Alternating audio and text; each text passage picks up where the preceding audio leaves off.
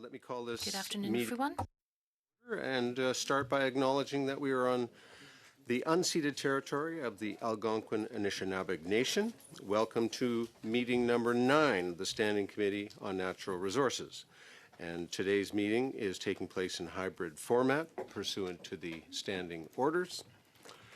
I would like to make a few comments for the benefit of witnesses and members. For those participating by video conference, we have two witnesses joining us by that means today. Click on the microphone icon to activate your mic, and please mute yourself when you are not speaking. Also, at the bottom of your screen, you can select the appropriate channel for interpretation, either floor, English, or French. And for those in the room, you can use the earpiece and select the desired channel. A reminder that all comments should be addressed through the chair. Pursuant to Standing Order 1082 and the motion adopted on Thursday, September 18, 2025, the committee resumed its study of development of critical minerals in Canada. And let me welcome our witnesses this afternoon on the first panel. We have Richard Dunn, Executive Director, Helium Developers Association of Canada, joining us by Zoom. Welcome. Chris Baker, Co-Chair, Helium Developers Association of Canada, also joining by Zoom. And joining us in person, Pierre Gratton, President and Chief Executive Officer, Mining Association of Canada, and Fotini Kout-Savlis, Vice President, Economic Affairs and Climate Change. And finally, Jeff Gollin, Vice President of Corporate Affairs, Vale Base Metals. Joining him, Spencer Page, Manager, Corporate Affairs, European Union, United Kingdom, and International, Vale Base Metals. Spencer, you get around wherever you are. There you are. So each of you will have 5 minutes or less for your opening remarks. And Mr. Dunn, you have the floor for 5 minutes. Thank you, Chair, and thank you, committee members, for the opportunity to address you today. Helium is a critical mineral central to Canada's economic, defence, and digital ambitions. However, the sector is at risk and requires targeted support. Amending the Income Tax Act to designate helium as a mineral resource and make it eligible for standard tax measures would be the single most effective action government can take. The case for supporting Canada's emerging helium sector is strong. As Heather Exner-Perot noted in her presentation to the committee last week, worldwide demand for helium is growing given its fundamental role in a range of high-tech applications, including semiconductor and fiber optic manufacturing, quantum computing, spaceflight, nuclear energy, and MRIs. Global economic development requires secure and resilient critical mineral supply chains. This is especially true now for helium, where growing Russian helium supplies are saturating the market and driving commodity prices down, while at the same time increasing end-user security of supply concerns. Canada holds the world's 5th largest estimated helium resource. Extracted from deep, relatively unexplored reservoirs in Western Canada, using world-class Canadian drilling expertise, helium development offers significant potential. Saskatchewan's plant alone targets supplying 10% of global demand while generating thousands of jobs and hundreds of millions in annual investment. Manitoba and Alberta have significant helium opportunity as well. However, Canada's helium sector, driven by entrepreneurial small-cap Canadian companies, is struggling. Uncompetitive tax treatment as compared to what is provided other critical minerals in Canada, notably helium's exclusion from standard depreciation schedule and from the flow-through share program, is proving especially impactful in this low-price environment. Exploration and development activity is slow to a crawl, investor confidence has fallen, and increasingly helium companies are looking to the U.S. given preferential tax treatment and investor sentiment. Meanwhile, domestic volumes remain too small to justify liquefaction facilities, so final processing of Canadian helium occurs in the U.S., further raising security of supply concerns amid growing U.S. helium demand as well as ongoing trade tensions. Competitive depreciation is a core tool in Canada's economic toolbox to attract investment. However, helium has provided only goodwill depreciation, the weakest depreciation category available. While other critical minerals are typically depreciated against taxes over a 6-year period, helium projects are depreciated over a 40-year period. A major competitive disadvantage and clearly unfair given helium projects typically have an operating life of under 15 years. Helium is also excluded from Canada's proven flow-through share program. Flow-through share financing supports roughly 70% of Canadian mineral exploration and is specifically designed to help junior companies raise the capital needed for early-stage grassroots exploration, precisely the support the helium sector needs. Without access to flow-through shares, risk capital has shunned helium, with the result that Canadian helium companies have struggled to secure the financing needed to advance their opportunities. Consistent with the precedent set in Budget 2023 for lithium from brine, the straightforward solution is to amend the Income Tax Act to include helium as a defined mineral resource. The provinces of Manitoba, Saskatchewan, and Alberta have all submitted multiple letters of support for the proposed tax measures for helium, recognizing the strategic importance of growing the sector, the modest shared investment between federal and provincial governments, and the substantial value generated for governments and its citizens. In closing, the Kananaskis G7 communique recognized that to strengthen and diversify critical mineral supplies, governments must remove barriers to investment and implement measures that reduce investor risk and attract private capital. Amending the Income Tax Act to designate helium as a mineral resource and make it eligible for standard tax measures will achieve those goals for Canada's helium sector, and in doing so, unlock private investment, stimulate jobs and economic growth, enable domestic liquefaction, increase security of supply, and position the sector as a reliable helium supplier for Canada and its allies. Thank you. We look forward to questions. Thank you, Mr. Dunn. And now, Mr. Gratton, you have 5 minutes or less. Thank you, Mr. Chair. Appreciate the opportunity to speak to you today about critical minerals. I also want to begin by recognizing that we are gathered today on the traditional and unceded territory of the Anishinaabe Algonquin Nation, and to acknowledge the hundreds of Indigenous nations across Canada on whose traditional lands our industry operates and with whom we have strong partnerships. Before getting into specifics on critical minerals, it's important to acknowledge the extraordinary circumstances we find ourselves in as an industry and country since the focus on opportunities related to critical minerals emerged just a few years ago. Around that time, during the first Trump administration in January 2020, the Canada-US Joint Action Plan on Critical Minerals was launched with the goal of, quote, advancing both countries' common interest in strengthening North American critical mineral production needed for defense, aerospace, clean energy, communications, and other key industries. Today, the focus on Canada-US collaboration on critical minerals has largely been displaced by the unprecedented attack on the rules-based order related to trade and to our North American partnership. U.S. tariffs have increased downward pressure on already declining investment, threatening key Canadian sectors. So while we are in a very different place in terms of our economic position, particularly in regard to our relationship with the United States, advancing Canadian critical and all mineral production is now even more of an imperative than it is an opportunity, essential to boosting economic resilience and diversifying Canada's trade. Adding to this urgency is the fact that Chinese influence over the global critical minerals market continues to deepen. Beyond earlier restrictions on gallium and germanium, China now imposes licensing requirements or selective bans on graphite products for battery anodes, antimony, tungsten, tellurium, bismuth, indium, and several rare earth elements. China also maintains roughly 85 to 90% of the world's rare earth refining and separation capacity and dominates the production of rare earth magnets and other downstream components. It also has a large influence on commonly used metals like nickel and cobalt through international investments in Indonesia, the DRC, Zambia, and elsewhere.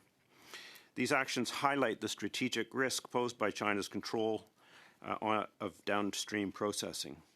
For Canada and its allies, this concentration underscores the urgent need to expand mining production and build and diversify refining, recycling, and magnet manufacturing capacity outside China.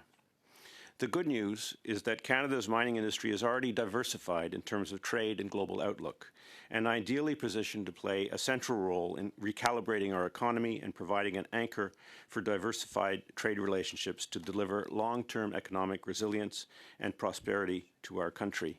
I want to underscore here, too, as well, is that while we are facing unprecedented actions by the United States in terms of tariffs on the Canadian economy, the minerals and metals sector has been largely untouched by these.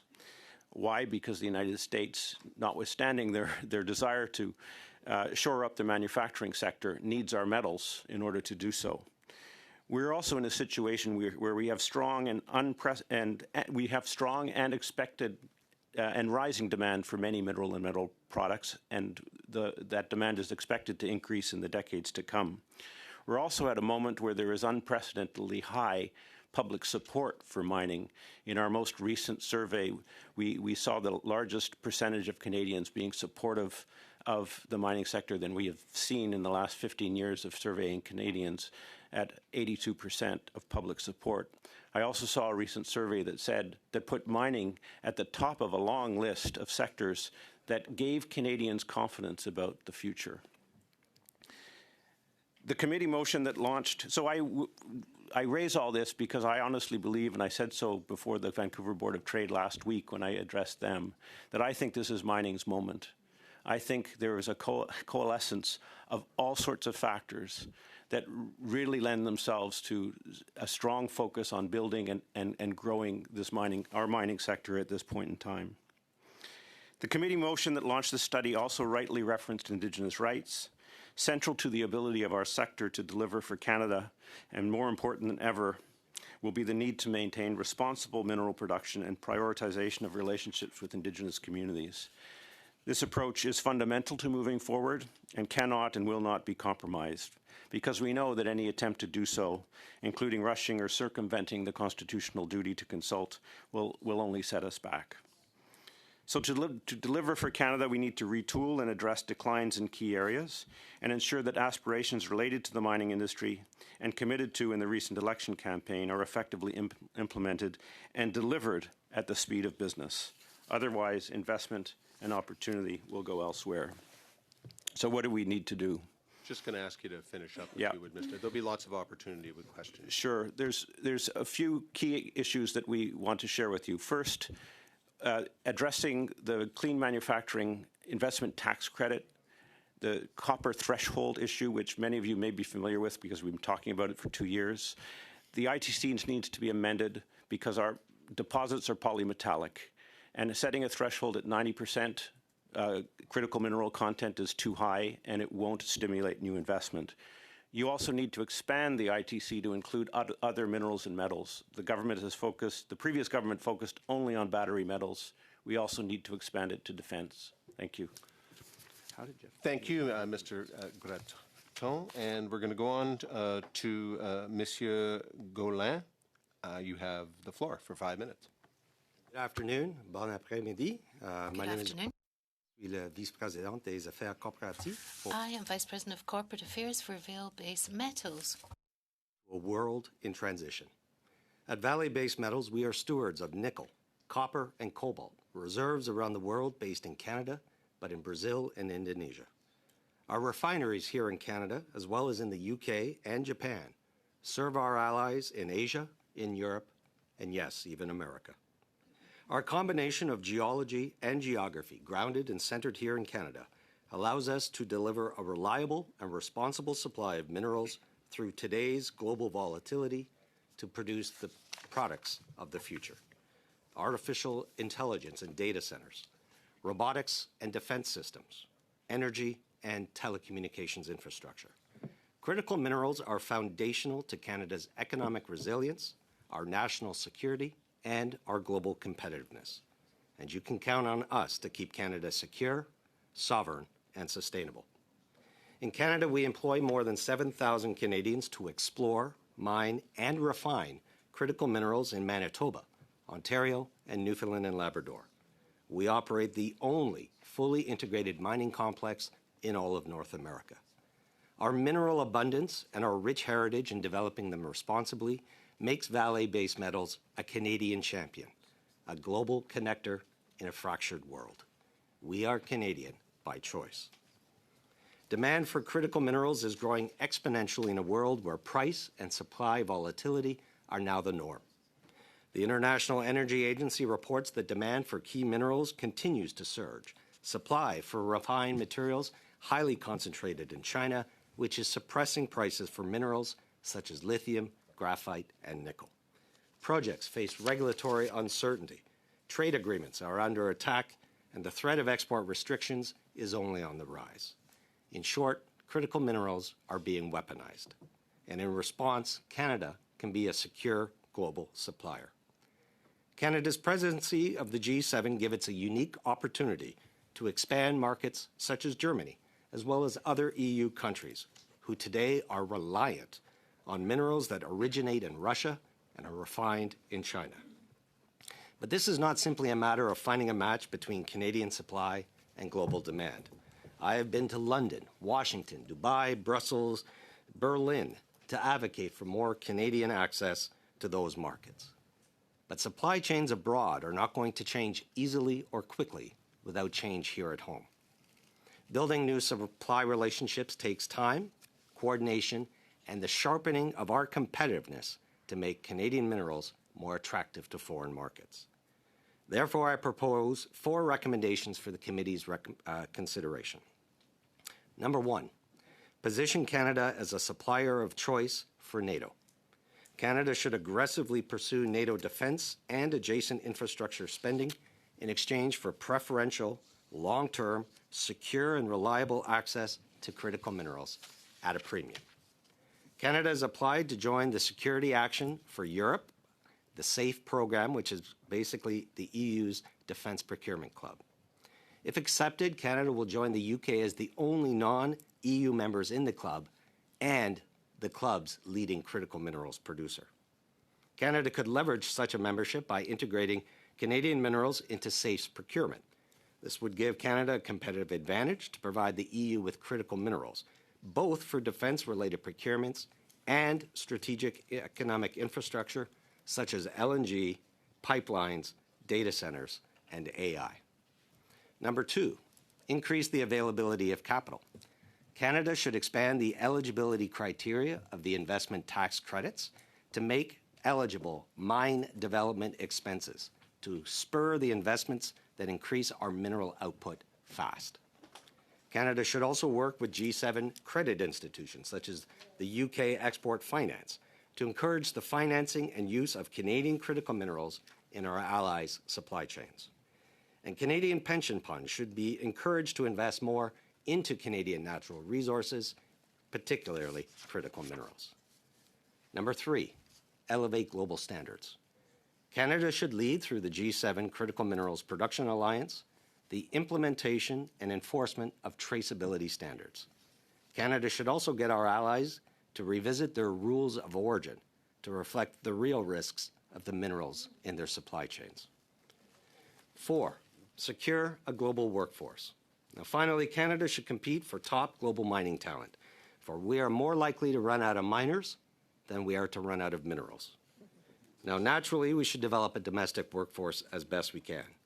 But as a country, we should also compete to recruit and retain the best in the world, to turn the world's best miners into Canadians by choice. Priority review and recognition should be made for work visas and immigration applications within the critical minerals industry to support Canada rapidly becoming a more secure, sovereign, and sustainable global supplier of choice. Becoming more competitive will speed our access to market. That is essential for Canada's prosperity, resilience, and national security. Critical minerals are not just valuable rocks. They are the bedrock of Canada's industrial, trade, and defense strategies, now and for a generation. Thank you. Thank you, Mr. Gowlin. hope I'm pronouncing it right. And thank you all for your presentations, for your recommendations, which I know the committee will consider carefully. So we're going to go on to our first round of questions and comments, and we're going to start with Mrs. Stubbs for 6 minutes. Thank you, Chair, and thank you to all of our witnesses for being here. Of course, as always, there's too many questions and answers and too little time. Richard Dunn, you, as have actually all of the witnesses reinforced and mentioned in some degree or another, warned about Russia's growing helium supply. And of course, helium is one of Canada's critical minerals. I wonder if you believe that the current federal government policy framework has done enough to ensure that Canada's allies are not dependent on authoritarian regimes for a critical mineral that is so essential to semiconductors, to MRIs, and to other defense applications, given the inextricable link between resource, economic, and national security and sovereignty in Canada. Well, thank you for your question there, MP Stubb. Certainly, we think that much more needs to be done. As mentioned, in order to get the playing field level, we strongly recommend providing standard tax measures to helium in Canada to develop the resource. And this, as I mentioned, is especially important in a time of low price environment when we see Russian helium saturating the market. But it's not just Canada that sees or Canadian producers that see this imperative. It's our partners, it's our allies in Asia, for example. We're seeing where Japanese companies are getting very concerned about increasing reliance on Russian helium and the partnership that Russia has with China, potential for weaponization. And why? Whether it's Japan or Taiwan or Korea, significant helium use in semiconductor production. And Japan, for example, has listed helium as a critical material for their semiconductor supply chain. Without helium, you don't make semiconductors. And of course, the implications there are enormous with respect to economies, the digital side, but also defense applications as well. So absolutely, we are seeing increased Russian influence, low prices, concerns around security supply. To counter that, to build up a resilient Canadian supply chain in helium, we believe that the recommended tax measures, the fair tax parity, if you will, be provided to helium. And from there, a strong domestic supplier, but also able to supply our allies' needs, whether it's in Japan, EU, etc. And this would be Canada actually efficiently developing and be able to export its helium resources, which certainly provides support to our allies in Europe and to countries like Japan and Taiwan, which counterbalance authoritarian imperialist hostile regimes in both of those regions. I wonder if you also have a comment to make on the fact that all liquefaction facilities are currently based in the United States. Do you think that poses a strategic vulnerability for Canada? Absolutely. Canadian production of helium is somewhat stalled out at this point, given investor sentiment and inability of companies to raise at-risk capital.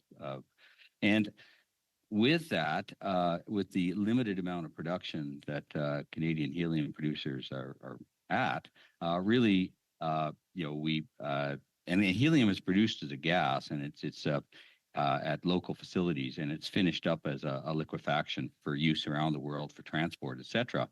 Now, the limited scale of Canadian helium production at this point doesn't justify these sort of central liquefaction facilities. There's facilities in the U.S., down in Montana, in Colorado, etc., that all Canadian gas is sent to for liquefaction. And given, A, this increases the operating cost, but B, it really, once the gas is in the U.S., the helium gas is in the U.S. and is then for liquefaction purposes. Now it's in the U.S. and it's subject to restrictions in terms of coming back to Canada for Canada's helium needs. And certainly, is this a possibility? Well, with the U.S., with the trade tensions we've seen, absolutely. But also, helium production is helium consumption in the U.S. is dramatically increasing as a result of the repatriation of the chips shops, and also the dramatically increased space flight. So what we see is that where the U.S. likely is to become a net importer of helium within the next 3 to 4 years, then once Canadian helium is in the U.S. for liquefaction, there's some risk that it will actually be able to come back to Canada for our Canadian needs. Oh, I only have 30 seconds, so then I was going to invite Pierre and Jeff to comment on, if they can quickly, the comparable differences between the amount of time and the complications of permitting processes that it takes to get a mine from concept to production here in Canada, importantly juxtaposed against Canada's biggest mining competitors around the world. If you have time, we may have another chance. We'll come back to that. Okay. Mr. Millette will have the floor next for the CPC, and I'm sure he'll be happy to ask that question or have folks respond. So we're on to Mr. Gay at 6 minutes. Thank you very much, Mr. Chair. Mr. Gaulin, the first question is to you. By the way, thank you very much for employing 7,000 Canadians. You are a global corporation. So when you're deploying capital within Vale, what would be the number one, number two things that would make Vale's board of director or executive team deploy more capital in Canada, either for mining, if you don't mind answering A and B, A for mining, B for refining and processing? I would be really interested. Thank you for the question. So we operate 7 mines in Canada and 3 refineries, including North America's only cobalt refinery. The opportunity for Canada is that we are safe, secure, rule of law jurisdiction. That's great. We have labor peace, we have infrastructure, we have talent.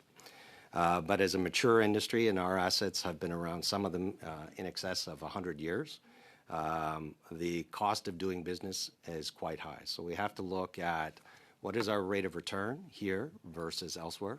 2, what is the time to get a project complete, not only permitted, but complete and to market? And 3rd is the geopolitics of once it's built, will you be able to keep it and serve markets? I think there are elements of that where Canada could increase its competitiveness, but there are also elements of that where Canada is a global leader and globally competitive today. Thank you very much. My next question, Monsieur Gratton. Monsieur Gratton, vous représentez... Mr. Gratton, you represent the industry in general. And one of the things that we're trying to determine here in this committee, in this study, is what type of infrastructure your constituents actually need in order to have access to external markets. Are there similar requests coming from your members in terms of infrastructure needs?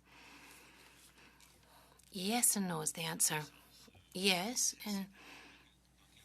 insofar as it depends on a given region or depends on the company, they have different needs. For companies operating in the north of Canada, they need lots of different types of infrastructure. Energy transmission needs, they need ports, they need roads. And if we look at what's happening in Vancouver, they need a much bigger port infrastructure system. So it really does vary from one region to another, depending on where the companies are situated and the type of products that they produce. For example, if you're a gold company, then it's easier to transport your goods than if you're a nickel company, or even more if you're dealing with coal or iron. So it really does depend. But something is quite certain. to operate in certain corners of Canada and to open up to certain parts of Canada. It's going to take infrastructure and investment. For example, in the northwest of British Columbia, there are proposals to expand the transmission system, and that could open up important copper projects. And in the rest of Canada, there's similar situations, but it really does depend. Now, what would it take? Because when we talk to each mining company, depending on where they're located, as you've said, there will be different needs that are mentioned. But rather than doing this on a case-by-case basis, how can we proceed as a government in order to have requests that would serve several mines, several types of mining activities at the same time, whether it's in the Northwest or in Saskatchewan or Quebec in the Saguenay region or the Labrador Trough? Because there's different mining companies there, and it doesn't seem that they're coming to see us as a group together to ask for infrastructure. Each type of mining has their specific needs, but do you have suggestions to see how we could group this more together so that it's really worthwhile for Canada to invest in a significant number of mines? Now, I've mentioned certain regions where there's a concentration of mines. Those were examples that I was giving, such as the Labrador Trough that you mentioned, the northwest of British Columbia, or Nunavut. There's a proposal for the Grisby Port and Road. That's another example. We always talk about the Ring of Fire. That's another example where they need a great deal. So the idea of your government, the first and last mile, yes, that is a good idea. And we hope that there's going to be news coming out on the 4th of November on that. That's an example where companies can actually come before the government with specific projects to meet their infrastructure needs.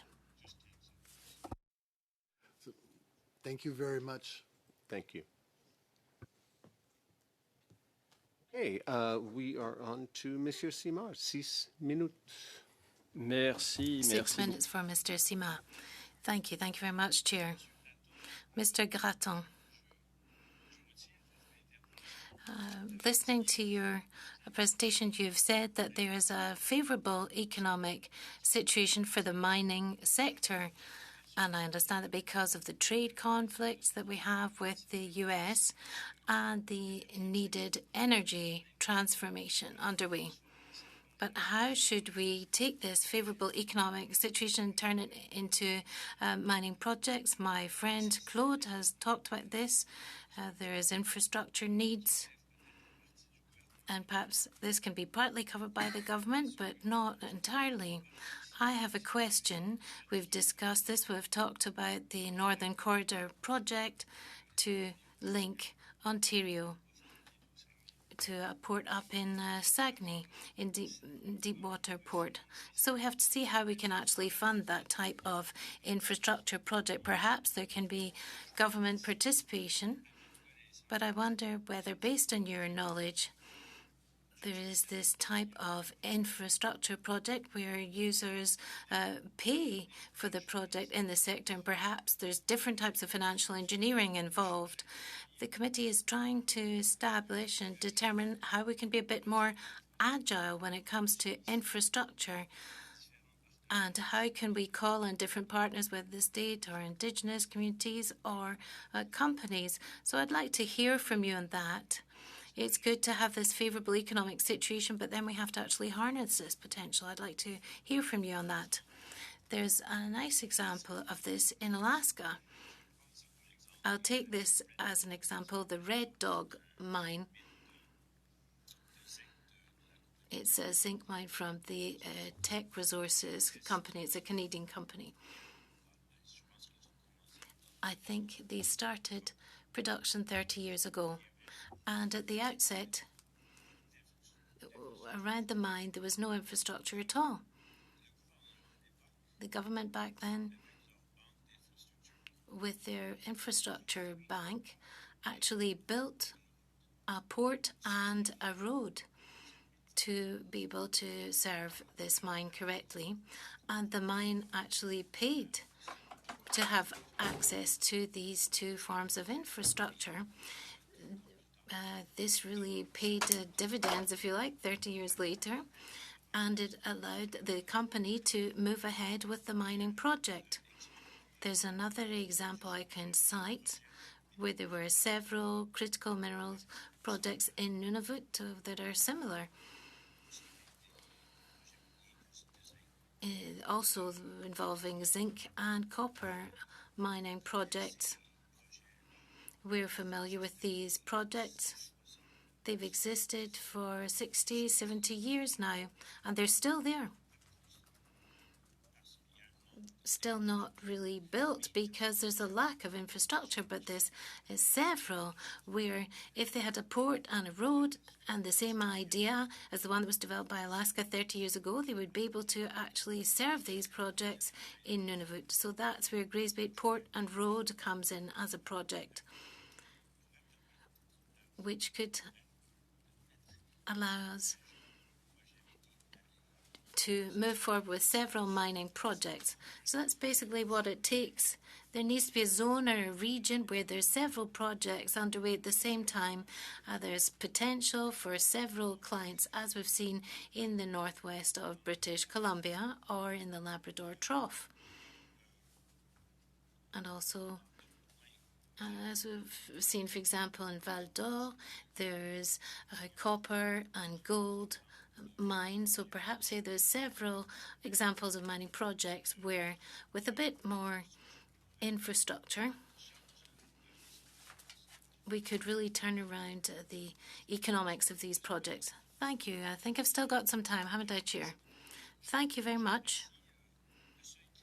I appreciate this critical threshold for projects around infrastructure, and I think we'll be able to bring that out in the committee.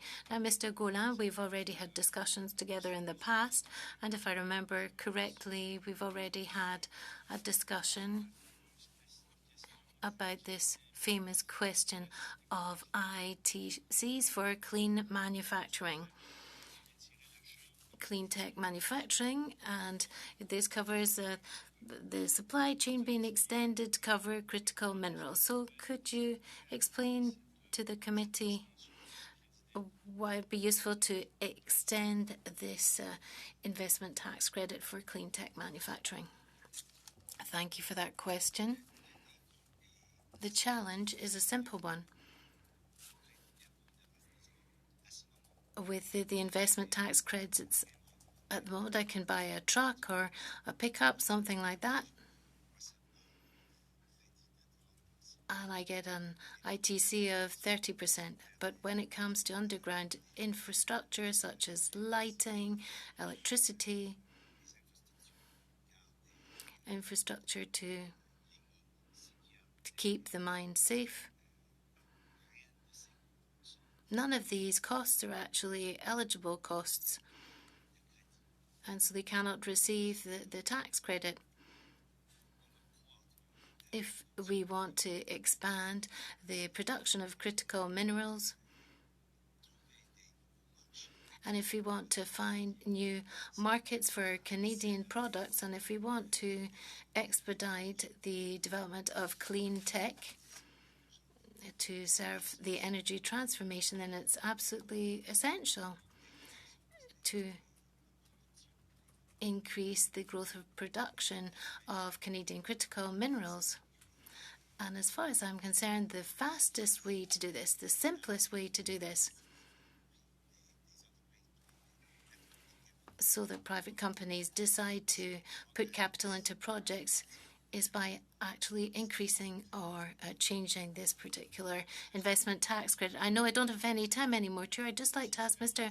Gaulin if he'd be able, in writing, to provide us with an explanation of this answer that he's just given to us so that it can actually appear in the analyst's report. Something I was going to say.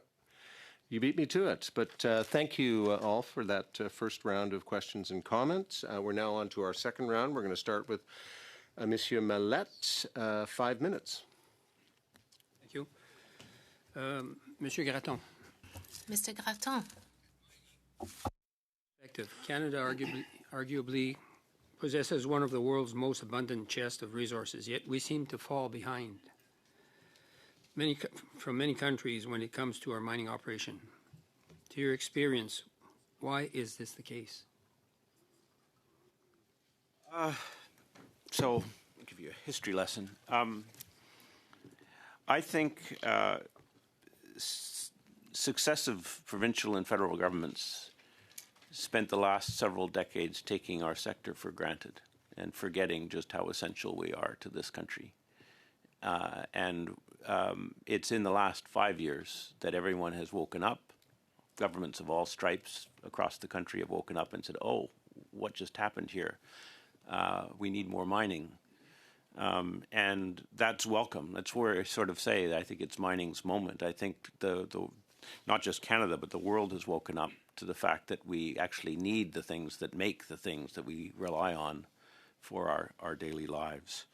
I do think mining has been such a central industry for this country for so long that it's not to necessarily be critical. I can see how maybe governments took us for granted. We were very big and we kept growing and then we started to slow down and people weren't really noticing. But now we are, and I think things are starting to turn around. We just have to look at the gold sector, which has gone from 5th to 4th spot overall worldwide in the last few years.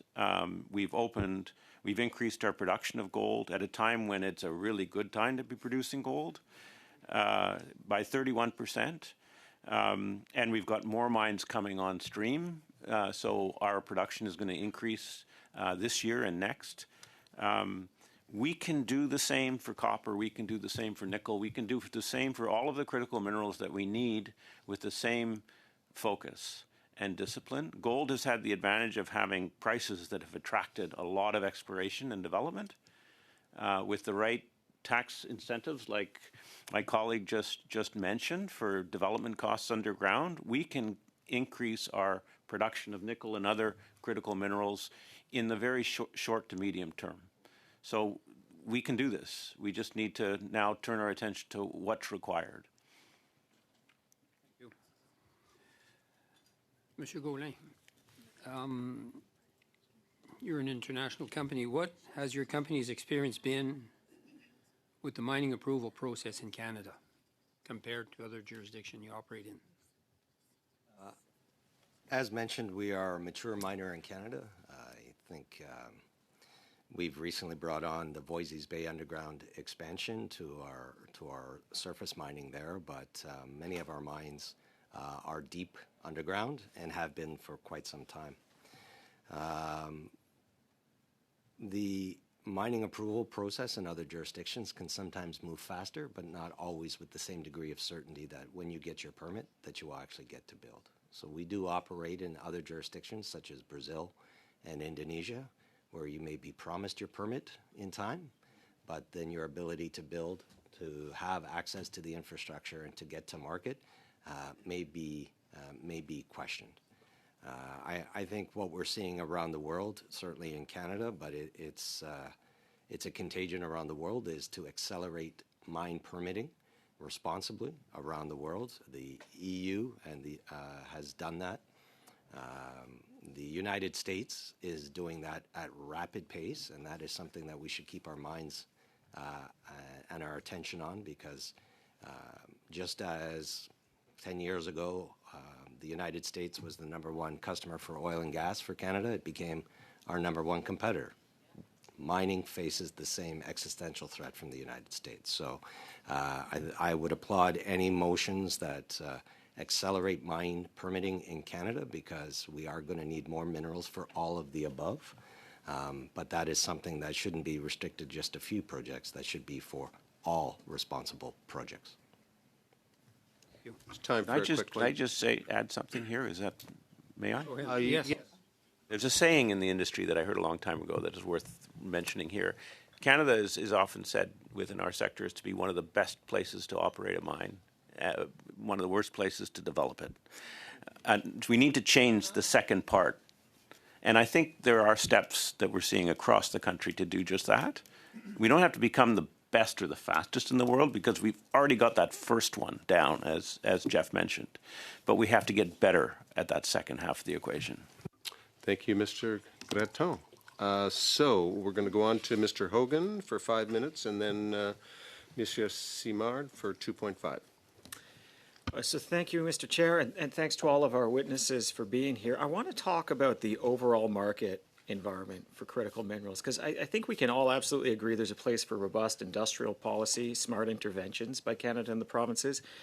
But of course, we also want a free market with supply and demand and price signals. And so there's a couple of problems that come to mind for me. The first problem is domestically. Mr. Dunn, you identified unequal treatment of critical minerals.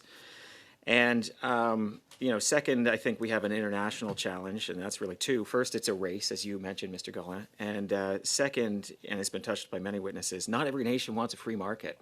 And so there are interventions in that otherwise operating free market. So I'll get to that if that time allows. But Mr. Dunn, I was pretty compelled on first exposure that helium should be treated like other critical minerals from a flow-through and ITC perspective. I wanted to maybe give you the chance to elaborate on that and inform the committee on if there were other areas where treatment was uneven, or if there's areas we should take extra care to make sure we're not distorting the market and creating other unevenness throughout.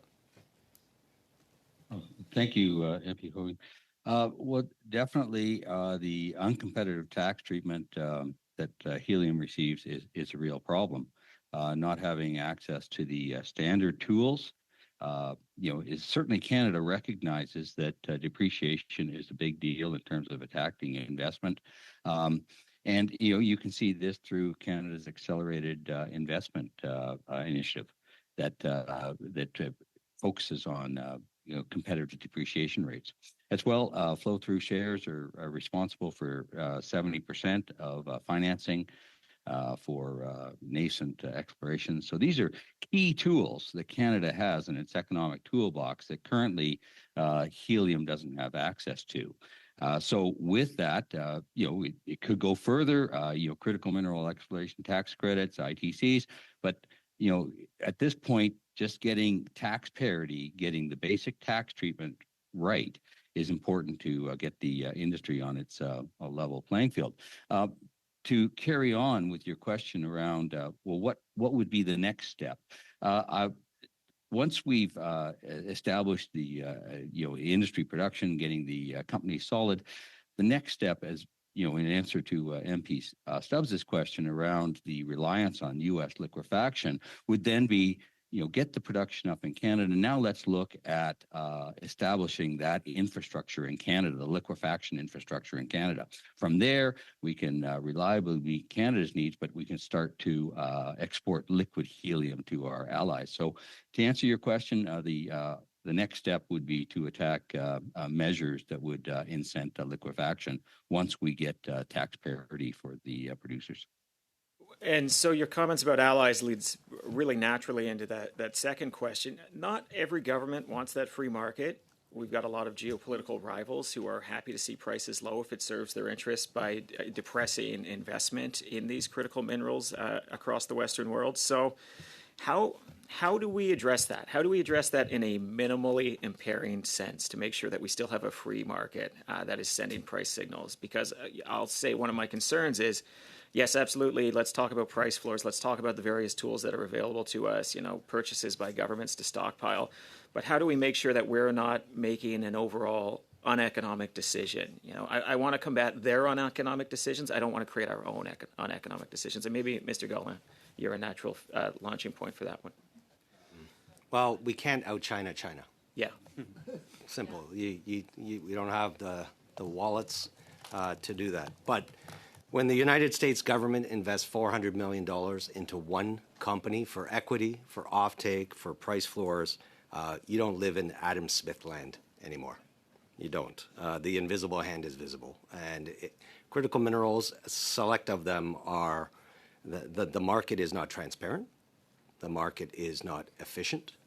And so the ability to rely, and I'm a child of free trade. I would love to have seen that continue. But But we don't live in a world where that is necessarily the global market for these types of commodities. I do think some of these measures have to be time-bound to provide us and Canada with a first-mover advantage. As I outlined in my remarks, I think that we can be the provider of choice to places like NATO, G7, and the like, because we are established, because we can get them out of the ground faster, and because we can therefore sustain an incumbent position with some of these customers. I'll give you an example. We sell 70% of our nickel to the United States. That is a good relationship and has been since before World War II. We sell less than one shipment a year to Germany.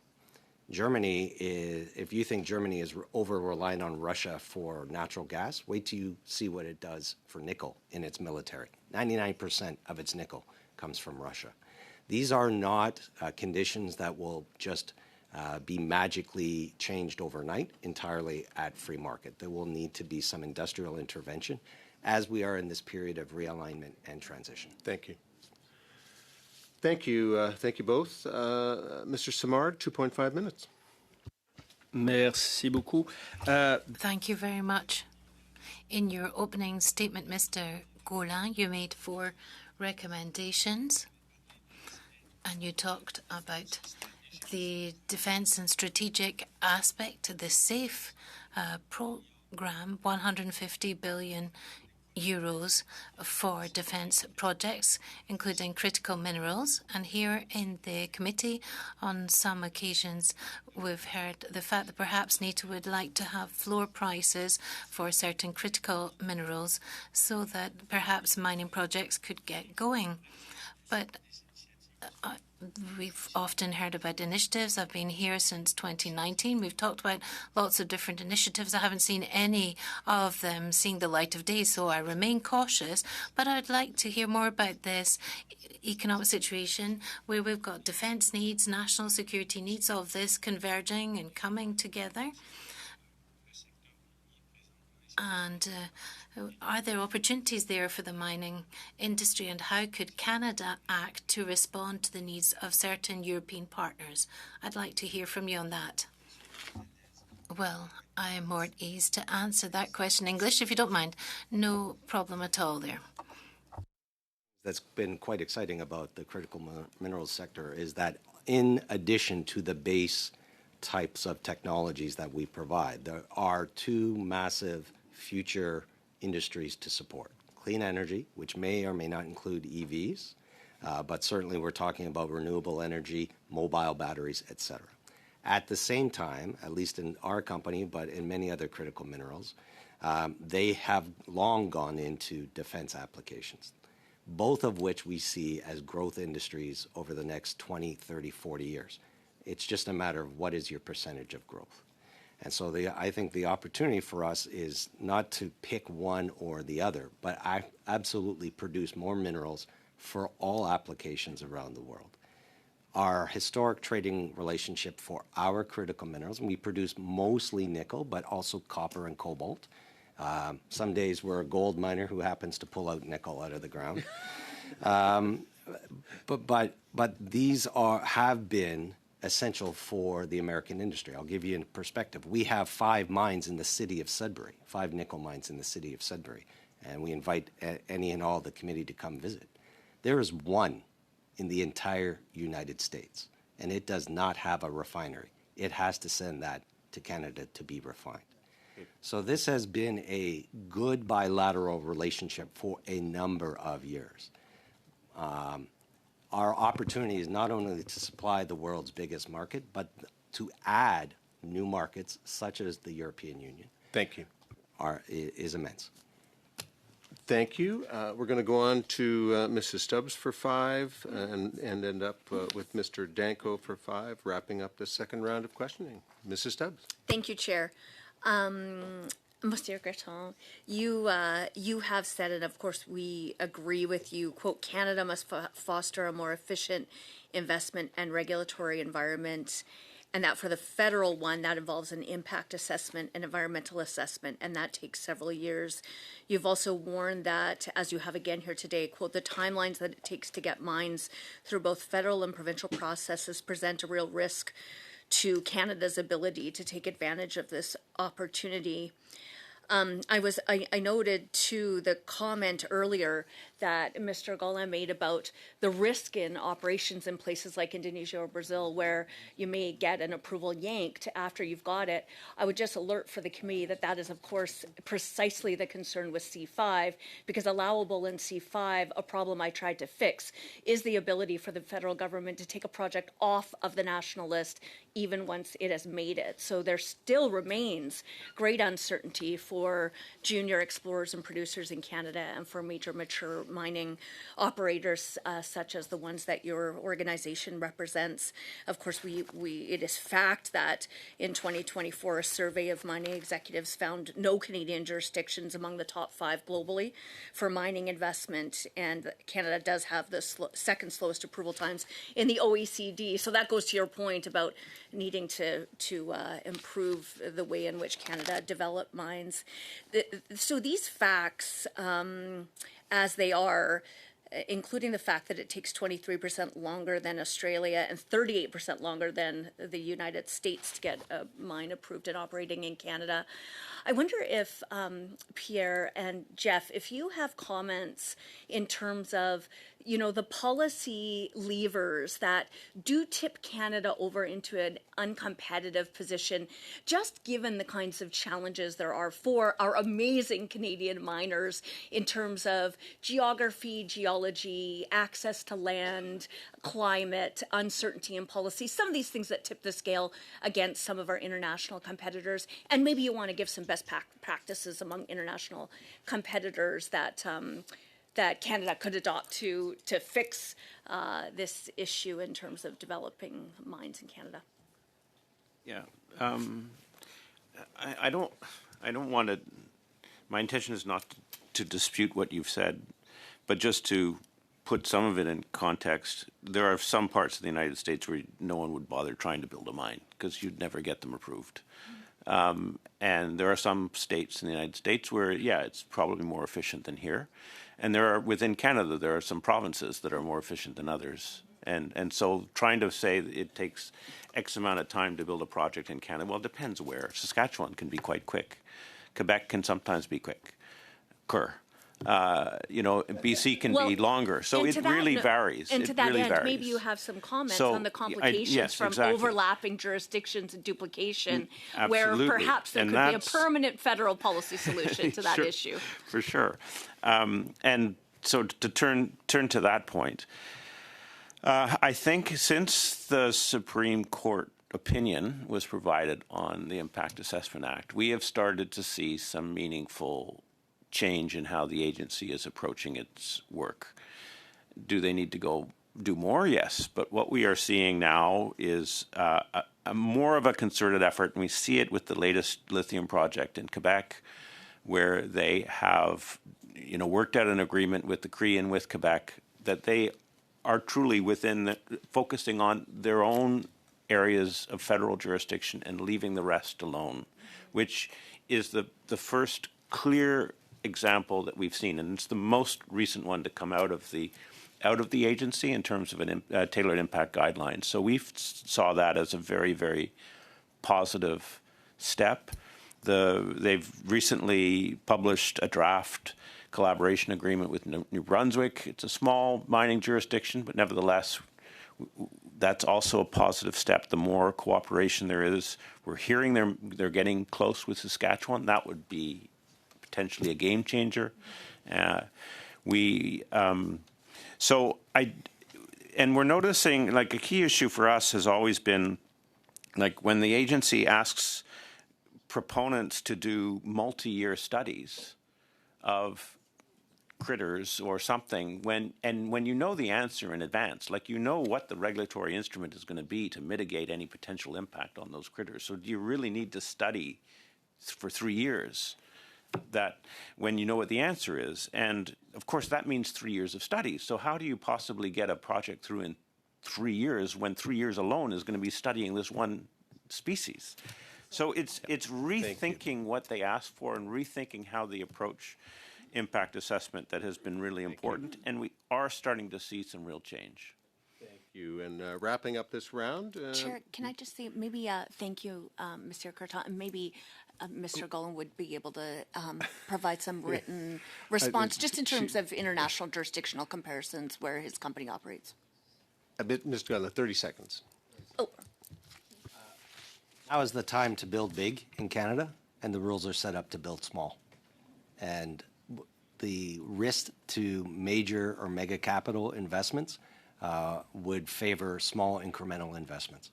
So, whether particularly clearing up the regulatory responsibilities between the feds and the provinces would be extremely helpful to streamline, and making sure that it's in the hands of mining policymakers, not the environmental departments. Okay, Mr. Danko for 5. Thank you, Mr. Chairman. My question's mainly for Ms. Koutslavis. I hope I'm saying your name right, because I want to take this opportunity to talk a little bit about climate change and the Canadian mining sector. Of course, many Canadians, especially young Canadians, consider climate change to be an existential threat to their future livelihood. And unfortunately, many conservatives deny the existence of climate change altogether. Of course, many mining projects are in the north, where the impacts of climate change are the most profound and can't be conveniently ignored. So 2 questions on this topic. The first is, what progress in the mining industry have we seen on carbon reduction, climate change initiatives, environmental standards? And also, my second question would be on how does that climate change initiative, environmental standards, contribute to Canada's overall global competitiveness? Thank you. Thank you, Chair, and to the member for the question. MAC supports Canada's net zero goals and the role that carbon pricing plays in driving that transition. Carbon price has encouraged efficiency, innovation, investment in cleaner technologies across our sector. But as it rises to $170 per ton by 2030, we need to also carefully balance climate ambition with competitiveness. Mining and processing are globally traded industries that can pass on costs, that can't pass on costs. So maintaining strong output-based pricing, credit flexibility, and reinvesting revenues into low-carbon innovation is essential. To answer your question a little bit more precisely, in terms of global standards, Canada is a leader when it comes to low-carbon mining. Our emissions intensity is among the best in the world, and the trend is moving in the right direction. So between 2014 and 2023, the sector's greenhouse gas intensity fell by about 3% per year. We've also cut sulfur dioxide emissions per facility, while other measures like particulates and energy intensity are more mixed but still improving. So the overall picture is this. Canada is widely recognized internationally as a high-performing, low-carbon jurisdiction, and that gives us a real edge because customers and supply chains are increasingly looking not just what minerals they buy, but how they are produced. Thank you, Mr. Chair. Thank you. And just further to that focus on environmental standards and climate change as part of Canada's global competitiveness as a specific strategy in the industry. When consumers are looking to purchase a product or they're looking at the components of the product, how are those specific components, those minerals, traced back to Canadian manufacturers? And is that a value add that consumers are actually looking for?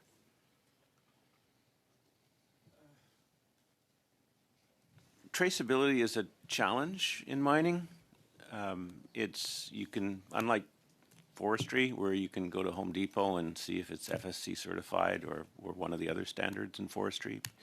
It's much harder to do that with mining, but there is work underway. We're actually involved in a pilot with the BC government using our Towards Sustainable Mining program standard to create a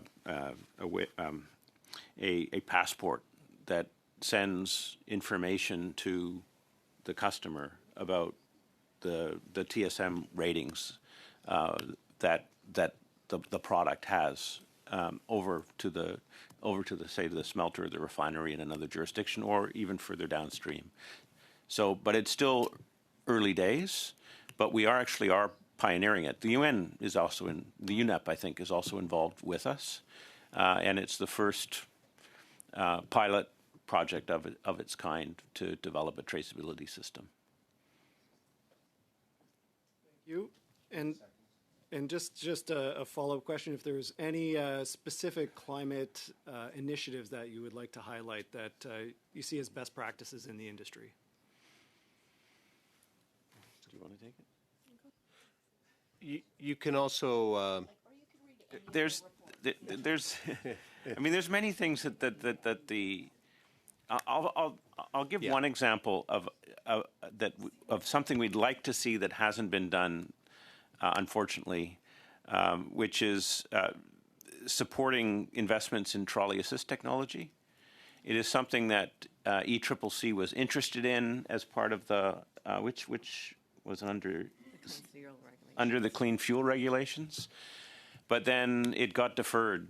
They didn't approve it in time, and they deferred it to the next 5-year review, which is now approaching. But basically, there are examples in Canada. There's the Copper Mountain Mine in British Columbia, where you use power to go up, but you charge on the way down, and so it's no, sorry, it's the other way around. I'm forgetting. Anyway, yeah, but basically, because you haven't completely removed the use of power from the grid to power your mine, or you haven't completely removed diesel from your trucks, but you're using trolley assist to go up. We would, so that's something that we thought should be included in the clean fuel standard. It wasn't because it wasn't total removal of diesel. All right. But it cuts it in half. So we'd and I'd make this general comment that if any of you would like to present briefs to the committee, we would welcome that. And as our time closes down on this first panel, just to thank you on behalf of my colleagues for your testimony, for being with us today. If Mr. Graton, if I can quote you, there were many good mining moments in the last hour. So thanks so much.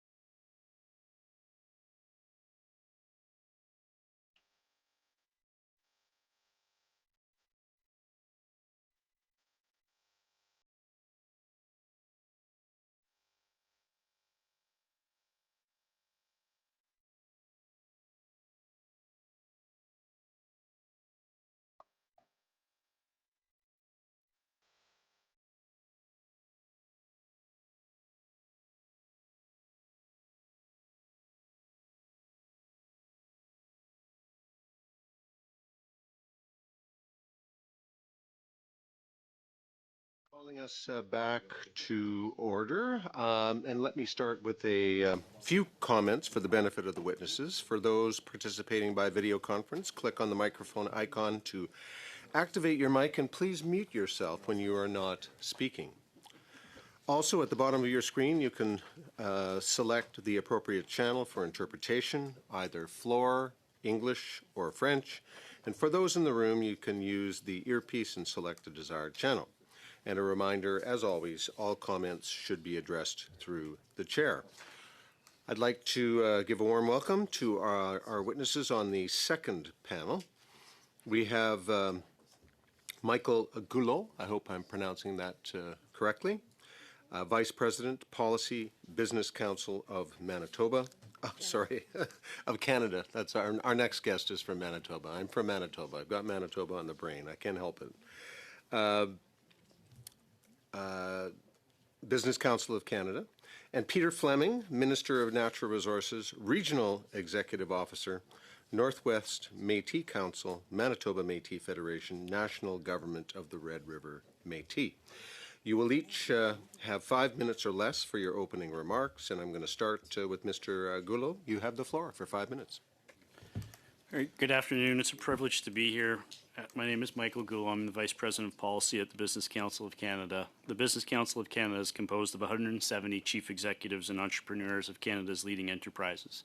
Our member companies directly and indirectly support more than 6 million jobs across the country and hundreds of thousands of small businesses.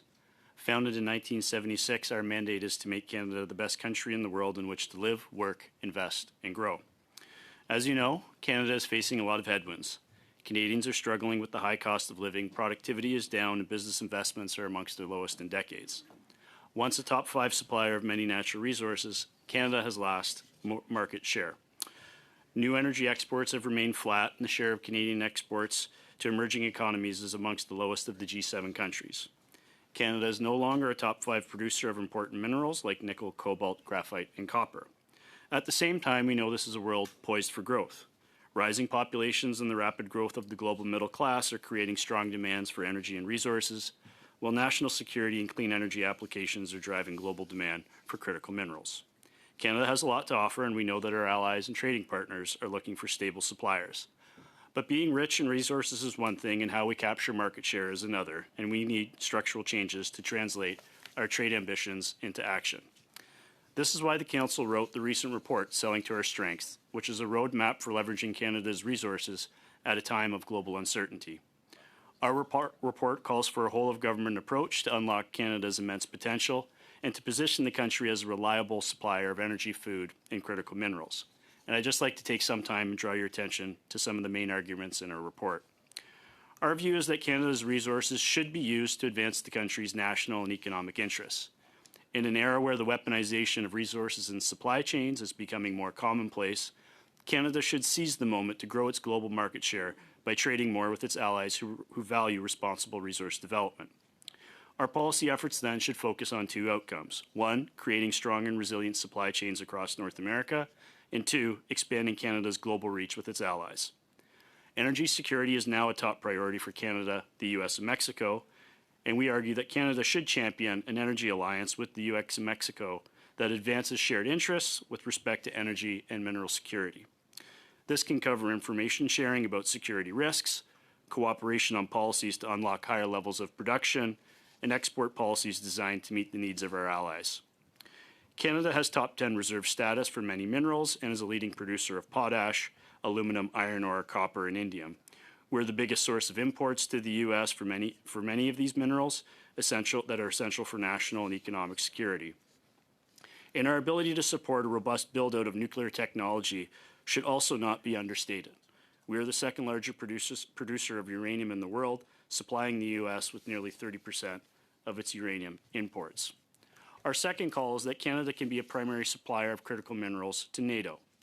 Risks to mineral supply chains are increasing due to foreign price manipulation, export controls, and rising military demands and limited inventories. NATO partners are ill-prepared to respond to global conflicts and are currently beholden to China's market dominance and a powerful ability to exert export controls. Canada's mastery of sustainable mining production and finance, stable governance structure, and understanding of global markets can position it as an important supplier to its NATO allies. As a founding signatory to NATO, we argue that Canada, in cooperation with its private sector, should create a critical mineral reserve for niche metals vital to defense purposes. As Canada is embarking on one of the biggest defense buildups in history, the development of critical minerals should be central to its strategy. While Canada holds promise and potential, much work remains to be done to overcome the challenges it faces to grow its market share. As example, Canada has the third longest lead time in the world for mining projects according to a recent report released by S&P Global Insights. We can and we must do better. We can also overcome our regulatory challenges by creating a new foreign policy that underscores our relentless commitment to grow Canada's market share and deepen its trading relationship with its allies and partners. And we also require a new vision for moving our goods to market. 60% of Canada's GDP is reliant on trade, but investments on a per capita basis in Canada lag those of our peer countries. We require a national trade infrastructure strategy that brings all levels of government and the private sector together so that we can translate our trade ambition into action. But we also need to ensure that our supply chains remain fluid and responsive to the needs of our customers. As example, Canada experienced 62 work stoppages in the transportation sector alone in 2023 and 2024, involving more than 20,000 workers. Again, we can and we must do better, and I look forward to answering your questions. Thank you, Mr. Goulot. And now we'll go on to Minister Fleming. Minister Fleming, you have 5 minutes. Thank you, Mr. Chair. Good afternoon, committee members and fellow panelists. My name is Peter Fleming, and I'm appearing today on behalf of the Manitoba Métis Federation, National Government of the Red River Métis, as my capacity as Minister of Natural Resources. Since the introduction and passage of the Building Canada Act, the National Government of the Red River Métis has demonstrated its support of the legislation, which comes at a crucial time. The standing up of a major projects office, supported by the knowledge and experience of an Indigenous Advisory Council, are important first steps that build trust in Canada as Canada invests in projects of national interest, but there's still much left to do. As you will be aware, critical minerals are abundant across Western Canada and in our Red River Métis homeland. There's no question that the prairies form a powerhouse of critical minerals and have what the world needs. Key critical minerals such as nickel, copper, platinum, zinc, graphite, and lithium are particularly plentiful in the northern regions of Manitoba and Saskatchewan. It is important to understand that as Section 35 rights holders, Red River Métis inclusion of the development of critical minerals is non-negotiable. From a rights perspective, and equally for environmental stewardship and economic participation. The exploration, extraction, and movement of critical minerals within our Red River Métis homeland requires improved efforts on the part of government and industry regarding our Section 35 constitutionally protected rights, environmental stewardship, and mine rehabilitation, planning, and financing. While critical minerals provide Canada with the opportunity to meet record global demands for these commodities, and the federal government touts its technological know-how and its strong environmental record, it continues to fall short in recognition of Section 35 rights holders and in its ability to maximize economic benefits for the Red River Métis and other Indigenous peoples. With the above said, there are examples of good practices underway.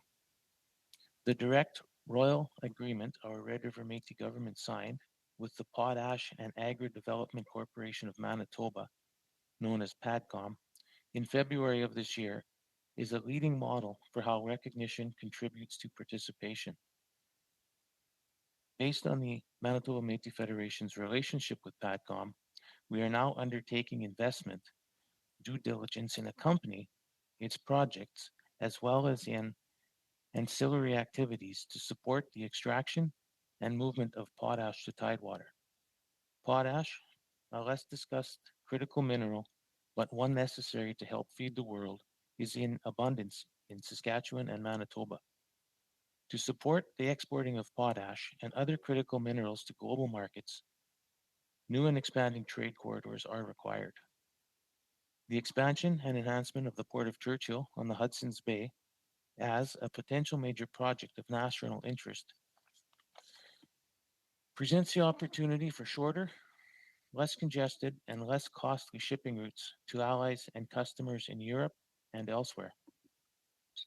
With the push for critical mineral development, there is concern that the focus on economic development will undermine the government's initiatives for Indigenous reconciliation and disrupt the consultation process being conducted in a meaningful way.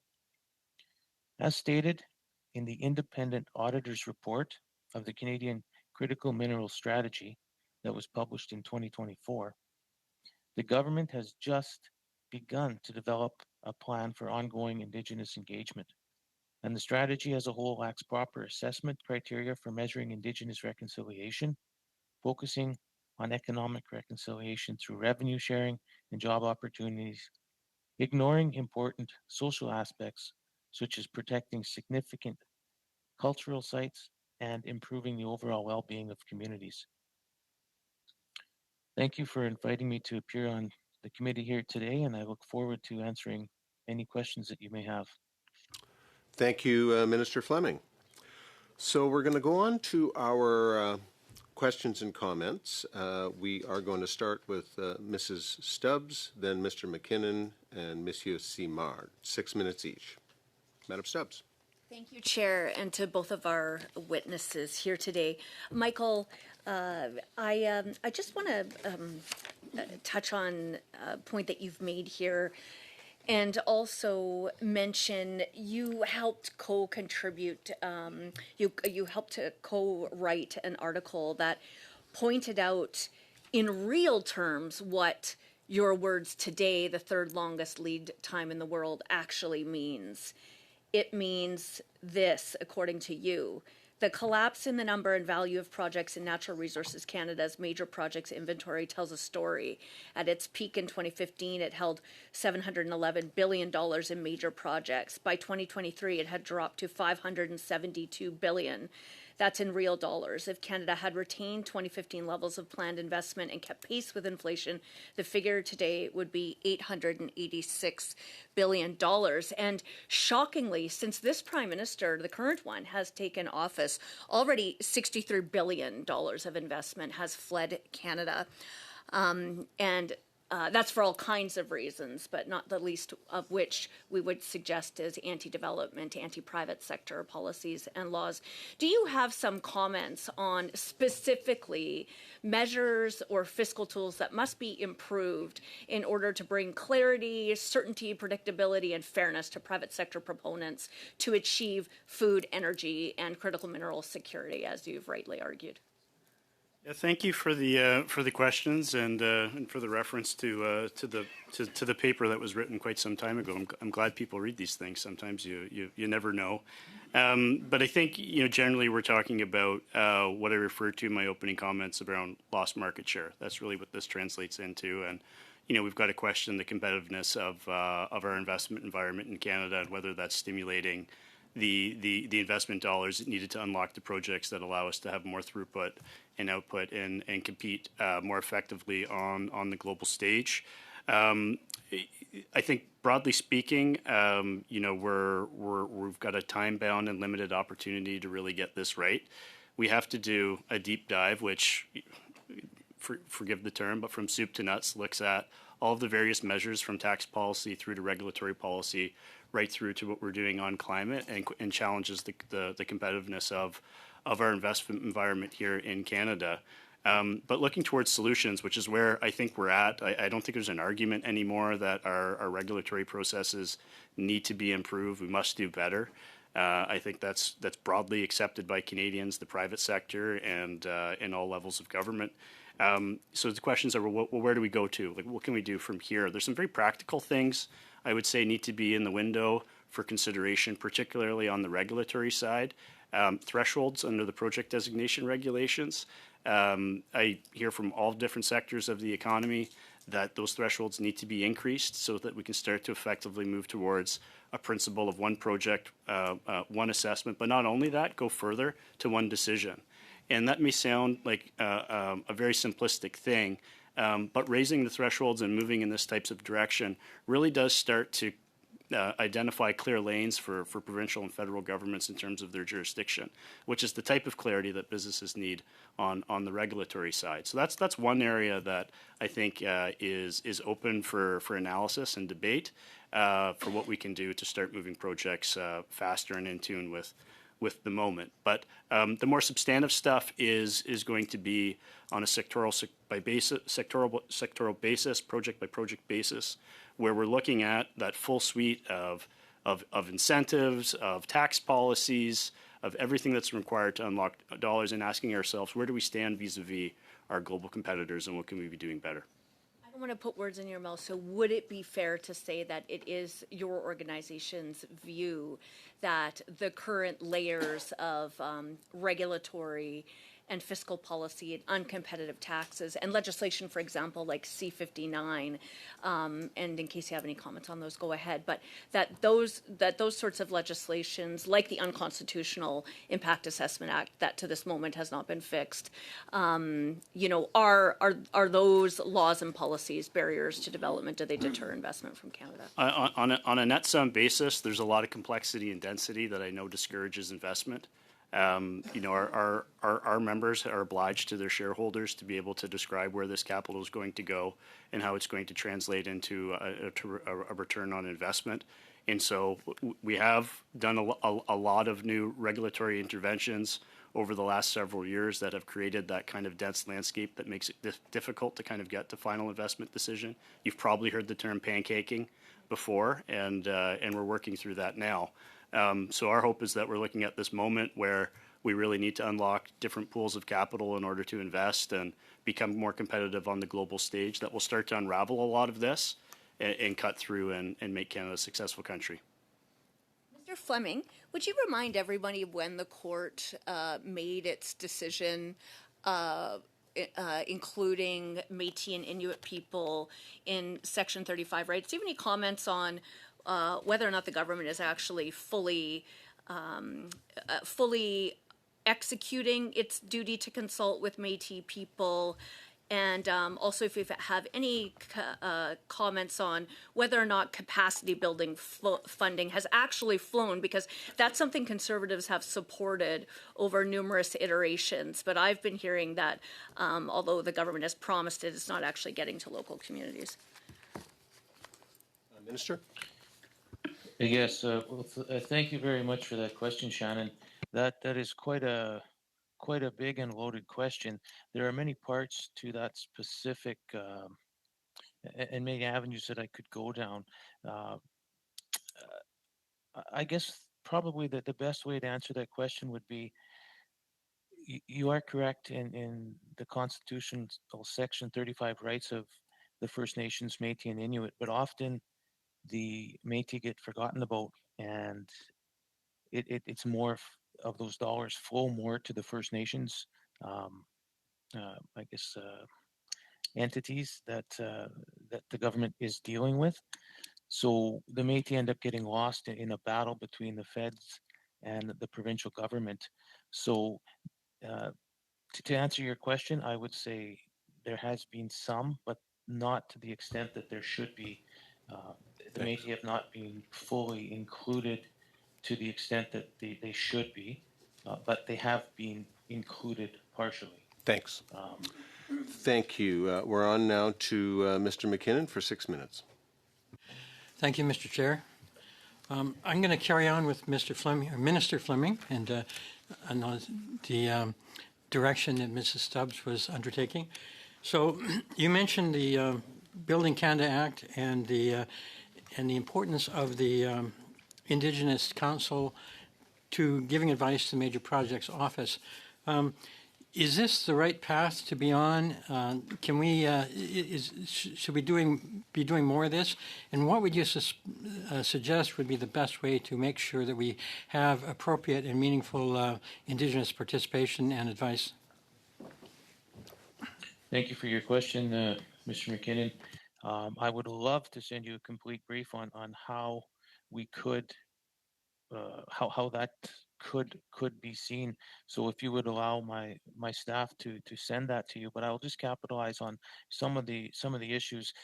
We do have to definitely look at the areas of interest and the areas of use. Far too often, legislators, persons in big cities, they look at the vast north and they see just trees. All they see is trees and rock.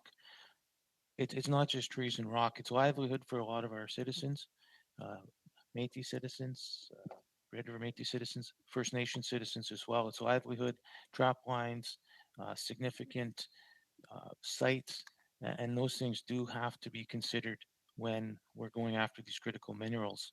So it is key that we have those parameters and those the ability to have a say in where they are and what we would like to see.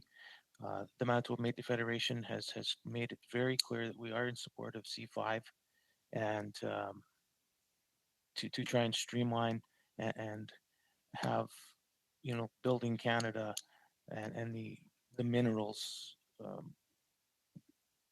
mined and but we can't forget about the livelihood and our cultural significant areas.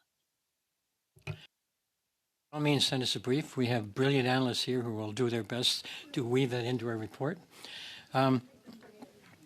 So I guess I'm still concerned about making sure that we consult properly and meaningfully.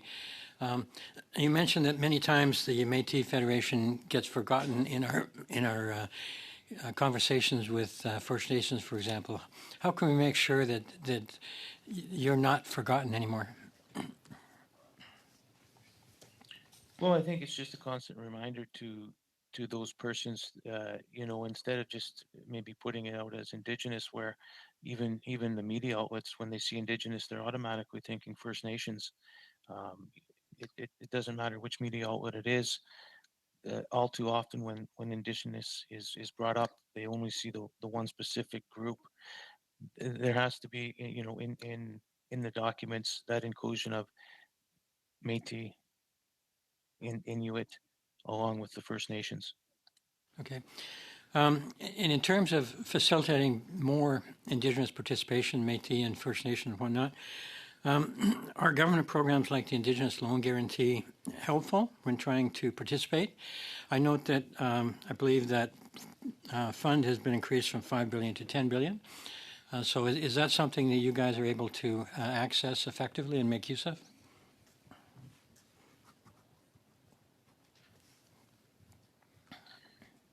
You know what? I'm just waiting. I am not quite familiar on that particular fund in my capacity, but I would like to have that looked into and get back to you on it. That would be excellent. Thank you very much. You mentioned the importance of the Port of Churchill, and I know that we've been talking about the possibility of enhancing it and expanding it. How would that affect your federation? I should think that might involve also increases to the rail transport in that vicinity and so forth. Is that an opportunity for more jobs and more participation in these areas? Oh yes, it definitely is, and us as Red River Métis citizens, we are entrepreneurial. We are always looking to have that inclusion of our citizens there. It definitely will be a great asset, I believe, for our citizens. It will be a great asset for the North. The North, as you know, is isolated, but if we can do it properly, then I think it's going to be a great thing for the North. Okay. So I only got 20 seconds or so left. Can you just give me an estimate of, give me a description of what the territory of the Red River Métis is? Yeah, so basically we have a homeland of Northwest Ontario into right across into BC, up into kind of right across Alberta, Saskatchewan, and into BC. The actual homeland falls also into North Dakota, coming down and in through the states. Okay, Thank good you. place to end, Mr. McKinnon, and thank you, Minister. Monsieur Simard, 6 minutes. Merci beaucoup. Mais pour... Mr. Zima, 6 minutes. Thank you, Chair. I'd just like to check with Mr. Fleming. Is the interpretation working well? Can you hear me, Mr. Fleming? Can you hear the translation coming through into English, Mr. Fleming? Oui, c'est vrai que je sonne très bien. Merci. Yes, I know I sound great, says Mr. Sima. So, Mr. Fleming, I'm going to come back to the comment that you've just made on C5 and perhaps the question of consultations. I'll be quite frank with you. Under C5, we have raised many questions around Indigenous consultation, but I must confess quite humbly that we haven't spoken much about consultation with the Métis. It was mentioned very little. Perhaps we need to put Indigenous and Métis, but I think it's more complicated than that. Now, people have come before the committee and have indicated the importance of having free, prior, informed consent for Indigenous nations. And in the context of Bill C5, I think it can be problematic to ensure that we always have free, prior, and informed consent. And I wonder, is it the same issue for the Métis? And perhaps you could provide information to the committee on the consultation mechanisms that currently exist between the federal government and the Métis when it comes to these big natural resource projects. I'm not sure if I really understand how this works. So could you explain this to the committee? Could you give your comments on the consultation with the Métis and the federal government?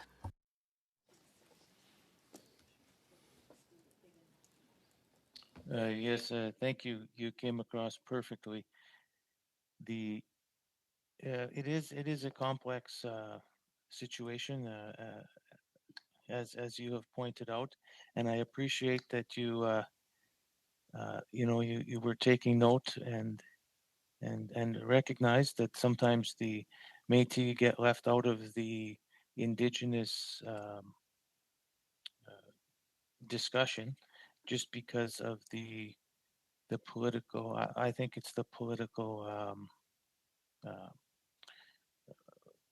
climate. I do suppose, but getting to your question with the consultation on these major projects, we do occasionally, when we have consultations on any type of resource or something to that that requires consultations, the the government would provide consultation dollars to implement those questions with our citizens. So we would use those capacity dollars to speak with our citizens and form their view. So all of our citizens would, we would encompass all of our citizens by using those capacity dollars to consult with them, and then we would, through Resolution 8, speak to that in negotiating and communicating with the federal government. Est-ce que autre élément qu'on a abordé? Another element that has come up in the committee is as follows, namely the possibility of perhaps having co-development projects together with Indigenous nations and perhaps with Métis nations could be partners in these natural resource development projects and mining projects. I believe it was Mr. McKinnon who put a question to you about funds that have been made available for that. So as far as you know, are there any natural resource projects in co-development between private companies, the government, and the Métis people? Does that type of co-development project exist? Well, I would just like to just sort of back up and just give you a little, if you would give me the opportunity to perhaps send you information on our Resolution 8, which talks about the consultation process of government working with the Manitoba Métis Federation. I will have staff follow up on that to sort of give you an idea on how that consultation process works. As I mentioned in my notes, we do have a partnership with Paddock here in Manitoba. That's a potash company. They are experimenting. They're actually using a new type of extraction system. So they had offered a royalty agreement with us. So we're one of the first to partner with them. They're one of the first private companies to partner with us on that type of, and actually it's the first type of agreement with PADCOM. So it is actually a groundbreaking. It's a groundbreaking agreement that we have with PADCOM. Thank you. So, yeah. Yeah, thank you. Thank you, Minister. We're on to our second and last round of questioning. Colleagues, I'm going to have to be pretty strict with time if we're going to finish on time. So I'm going to give you a 1-minute warning at the 4-minute mark. So, Monsieur Mallette, 5 minutes.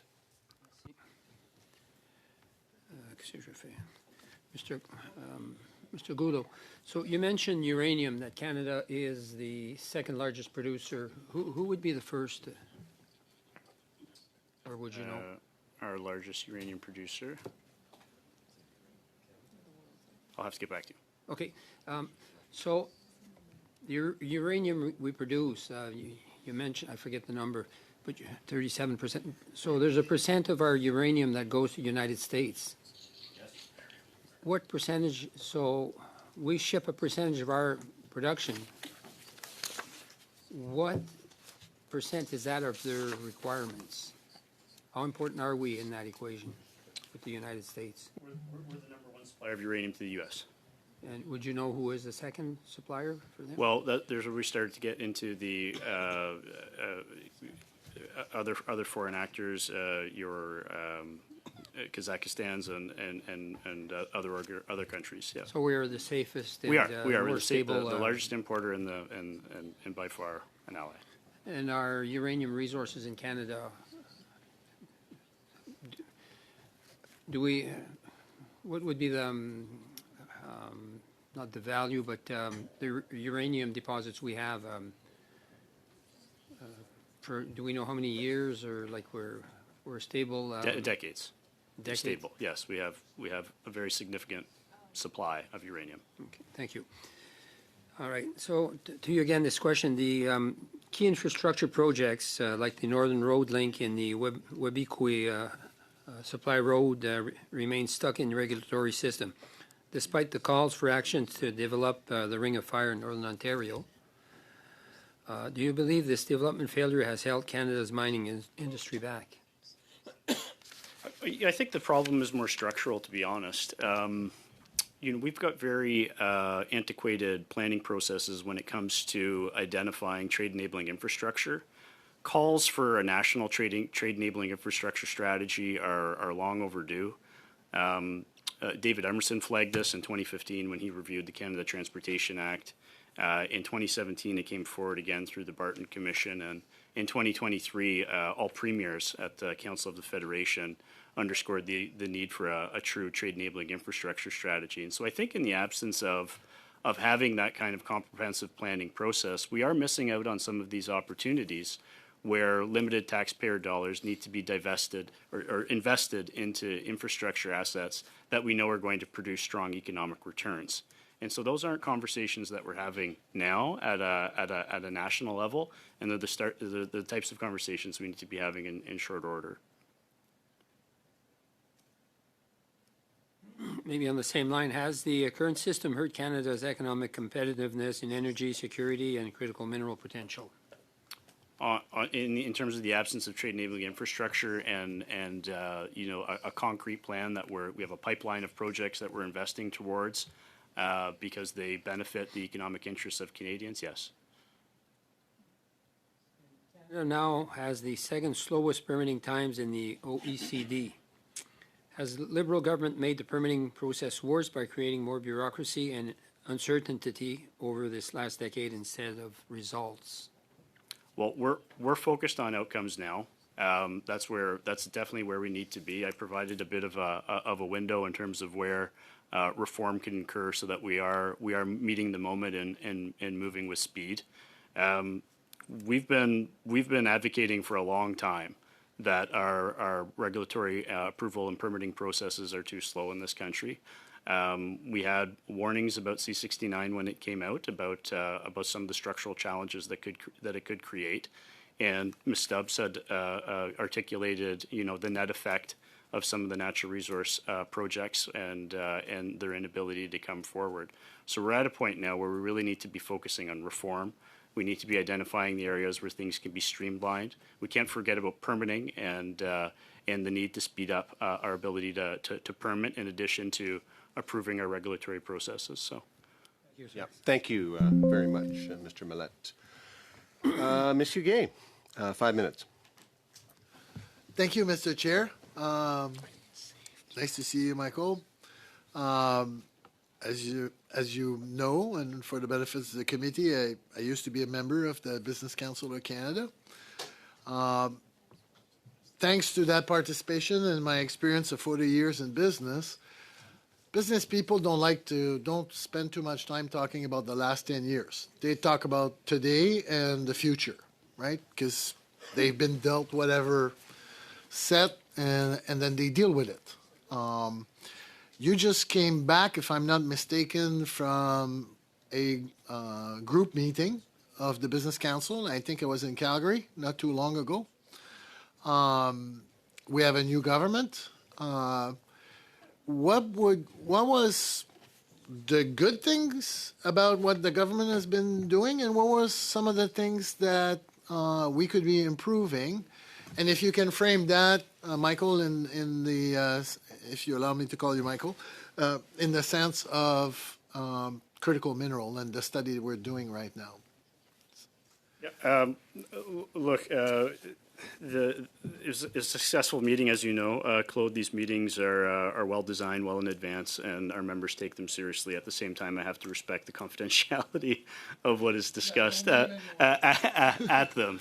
And so I would refer you to the paper that we produced in July, which was intentionally released in advance of the national meeting of energy and mines ministers. And it's really the call to action that we're at a point where there's broad alignment that we're really working through a moment. And if Canada plays its cards right, we can really capitalize on this opportunity and start to grow our market share. And the demand signals are all there. The demand signals are there on the energy side. The demand signals are there on the critical mineral side. We discussed some of them today. And the demand signals are there on the agri-food side, which I know is a conversation for another day. But the policy enablers that we're advocating for, because we are all directionally aligned that we need to move towards a pro-growth economic agenda, those policy enablers are there. We've got one part foreign policy, trade enabling infrastructure we've talked about. There's a need for a concrete innovation agenda to really get underway and start to add more value to the products that we're starting to export. We've spent quite a bit of time talking about the regulatory approval and permitting piece already.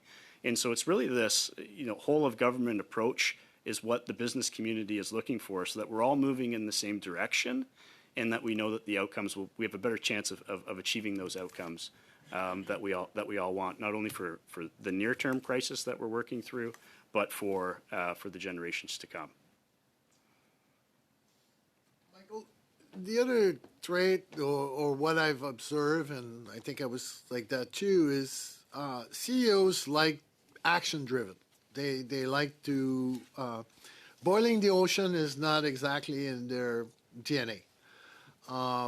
If you had the magic wand, because things like reviewing the overall tax policies or, you know, these are big statements, they take a long time, and sometimes we end up boiling the ocean, right? So if you had a magic wand, which is a question I often ask in my career, if you had a magic wand and you wave it the first time, the first wish, and then the second time, the second wish, what would it be from a practical perspective? Mr. Goulot, you have 1 minute to wave your magic wand. Capital, capital, capital, capital. And it would be looking at the full suite of financial incentives and tax incentives that are required to unlock an unprecedented level of capital. And we need to do this due diligence where we're benchmarking against our peers who are competing for global market share, who are making it easier for companies to invest in their countries. You know that our DNA is large employers. We've got companies that have the capability of investing in other parts of the world. We need to make that investment destination Canada. That has to be at the top of the list. So if I could wave my magic wand, that's where it would go. Thank you. Thank you both. Monsieur Simard, 2.5 minutes. Merci, Monsieur le Président. Thank you, Chair. Before I talk about magic wands, I just want to make sure that you can hear me properly, Mr. Goulot. Can you hear me? Is it coming through? Il faut sélectionner. Now you need to select the channel.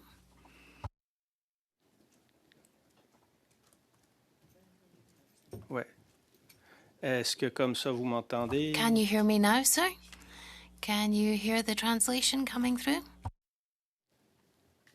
C'est branché sur l'autre. Voilà. I think it's plugged in on the other one. Merci. Merci.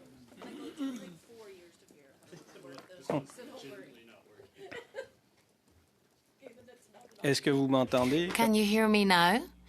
Is the translation working now? Can you hear me? Yes? Excellent. Thank you. A little bit of a magic wand and it all works magically. No, I'm not going to talk about magic wands, in fact.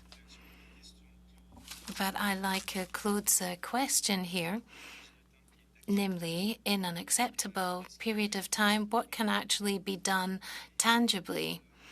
Earlier, you referred to an infrastructure strategy, specifically when it comes to the deployment of critical minerals. I've heard from many project developers that it's a lack of infrastructure that's really putting a brake on their projects, in particular in the north. So could you inform the committee about this, or if you have documentation, if you could provide that, as to what can be done in a reasonable time frame, government action that can be done to help with infrastructure in a reasonable time frame to facilitate the deployment of the critical minerals sector? I think there's some immediate things that we could get to you so that you can start to understand some models that are out there. Infrastructure Australia has a terrific model where they go through the identification of infrastructure assets. The criteria that they apply is economic weighted heavily, so that the decisions around where to put the tax dollars are really being focused on assets that are going to generate a strong economic return for the citizens. So there's some models there that I would be happy to point you to. One of the observations that I shared in my opening remarks was around this idea of creating a critical mineral reserve for our NATO allies. That can't be done in government isolation. That's a table that can be struck immediately between the private sector and governments in order to look at the commodities that are essential for national security. What are the market mechanisms required to unlock the potential of those, and then have the offtake agreements not only with our own government, but start to explore what's possible with NATO partners. That's something that can be done in short order. Oui, je voulais d'ailleurs. Yes, I did want to quickly come back to that. If I've correctly understood you, if with the opportunity of having this critical minerals reserve, that would be a good way of actually further developing this strategic sector. But to do that, we need infrastructure. We need to have infrastructure so we can form this critical minerals reserve. And there's an excellent project on that in Saguenay-Lac-Saint-Jean. That's how I'd like to round things off, Mr. Goulot. I think we already have the solution in hand. Mr. Martel, 5 minutes, and Mr. Danko will wrap up with 5 minutes as well. Merci, Monsieur le Président. Thank you, Chair. I've got a question for Mr. Goulot. We know that the government does not want to withdraw C-69. They're really digging in their heels on that. So what do you think about Bill C-5, which should actually expedite these major projects? So on C-5, do you really believe in this? Are you a believer in Bill C-5? Do you think it would really expedite these projects? We do believe in C5. We signaled our strong support for the direction that it's trying to head in. We appeared in front of the Senate to communicate our support for it. We think the early signals are positive. The CEO of the MPMO is a person with exceptional characteristics and qualities, very capable of taking on major assignments. I think her track record is quite strong. Some of the other parts of the machinery that they've built around it in order to ensure that they're working with the Indigenous communities in an appropriate way through the advisory council are very positive. And so, we do have to have faith in the process in our view, because we need something to meet the moment. At the same time, we're not in the business of seeing workarounds. That's why some of the arguments that I put forward in front of you today around where structural reforms could occur in the context of one project, one review, and one assessment really need to be taken into account, because there will be a lot of capital and projects flowing outside of the C5 structure. And that's just as important, and we need to make sure that stands on firm ground.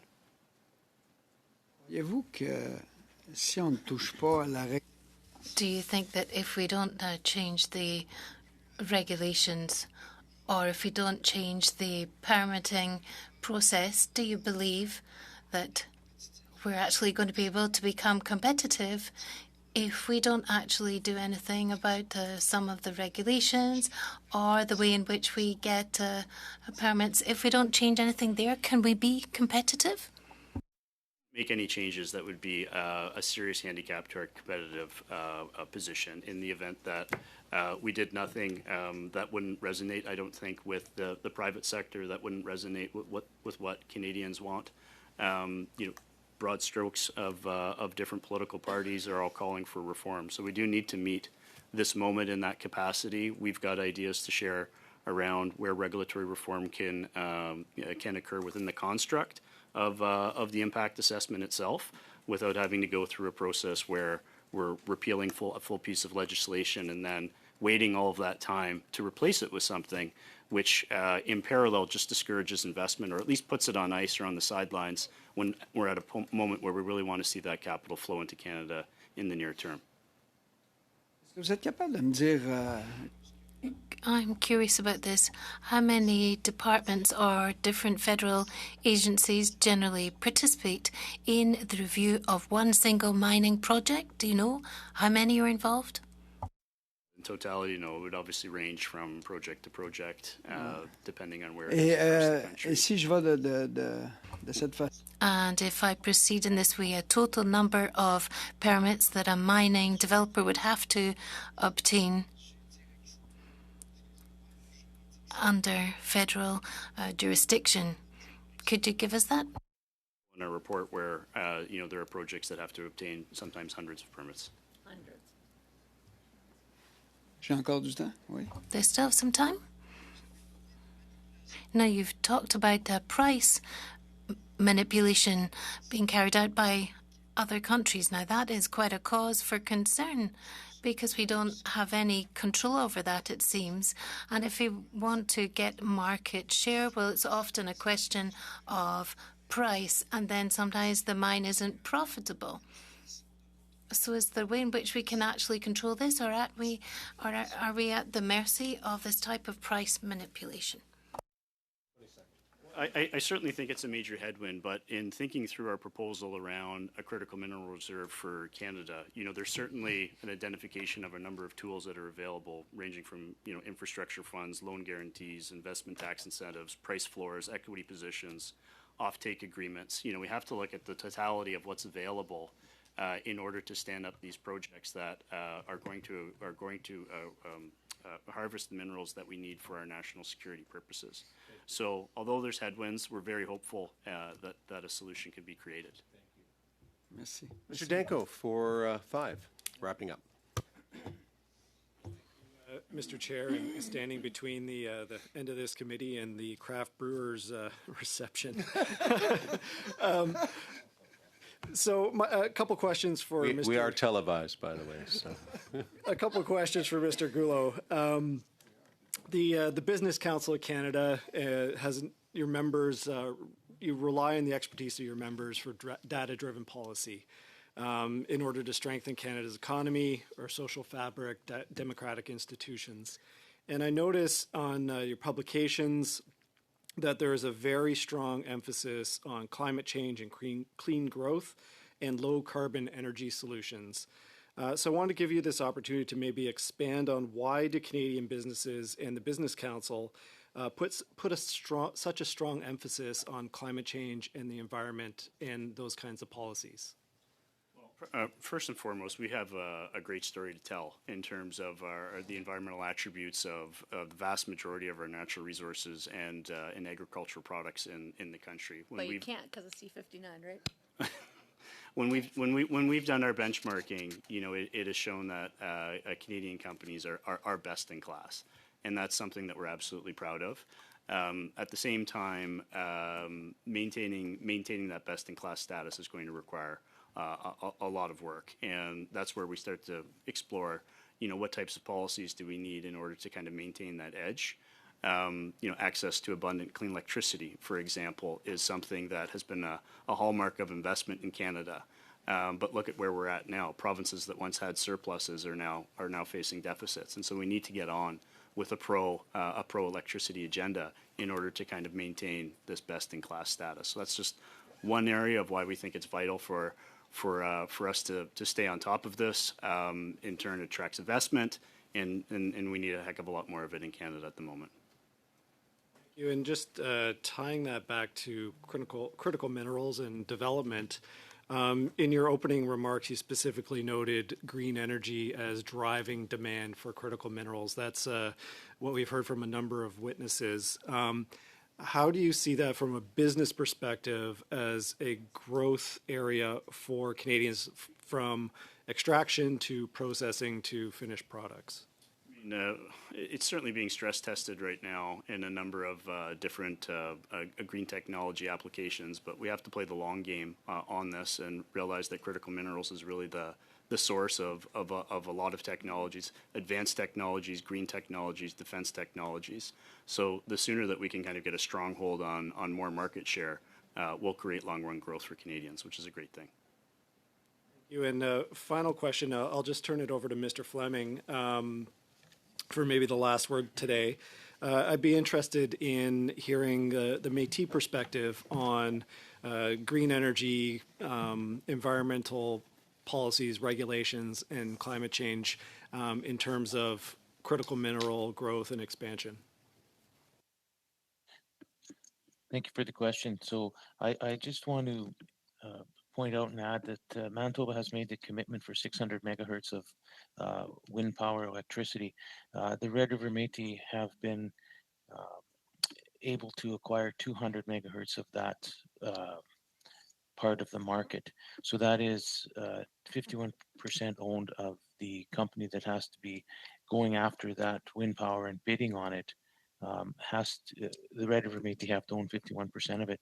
So it is a big commitment by the province in working with the Red River Métis and also the First Nations here within Manitoba. So we do have a lot of good communication with the province. If I was asked about a magic wand, I was hoping that I would get asked about that particular question, but it would be pointed and directed towards Mr. Gold that do your due diligence and consult and do your duty consult and approach the Red River Métis within the areas so that the government isn't having to tell these companies that you have to do it beforehand, which is going to make it a lot easier when you're approaching the government when they start asking those questions. Thank you, Minister and colleagues. That's all the time we have today with this panel and colleagues. That completes our witness list for this study.